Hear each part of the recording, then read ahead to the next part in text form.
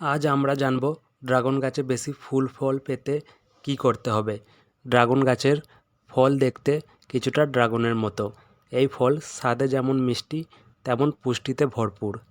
শীতের শেষে অর্থাৎ ফেব্রুয়ারি মাসে গাছের গোড়ার দিকের ডাল কেটে দিতে হবে, এমনকি শুকনো পুরনো ডালও কেটে ফেলতে হবে। এমন ডাল বা শাখা কাটলে গাছের শক্তি নতুন শাখায় চলে যাবে এবং বেশি ফুল আসবে। ডাল কাটার পর কাটা জায়গায় অবশ্যই যে কোনো ফাঙ্গিসাইডের প্রলেপ দিতে হবে, যাতে করে কোনো ডালে ফাঙ্গাস না লাগতে পারে। ড্রাগন গাছে বেশি ফলন পেতে গাছটি সরাসরি সূর্যের প্রখর রোদে রাখতে হবে। প্রায় 6 থেকে 8 ঘন্টা সূর্যের আলো যেন পেতে পারে। তাই ড্রাগন গাছ ফাঁকা বারান্দায় বা খোলা ছাদে রাখতে পারেন।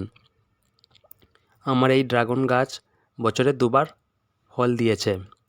ড্রাগন গাছের জন্য ভালো ড্রেনেজ ব্যবস্থা মাটি দরকার। মাটির পিএইচ 5.5 থেকে 7.5 এর মধ্যে হওয়া উচিত।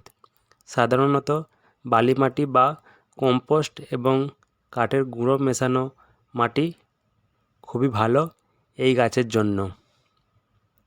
ড্রাগন গাছ অতিরিক্ত জল পছন্দ করে না, তাই মাটি শুকনো হলে অর্থাৎ 5 থেকে 6 দিন পর পর জল দিতে হবে।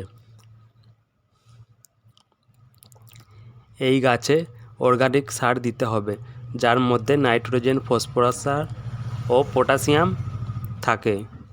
বেশি ফুল ফল পেতে ডাল কাটার সময়টি খুবই গুরুত্বপূর্ণ।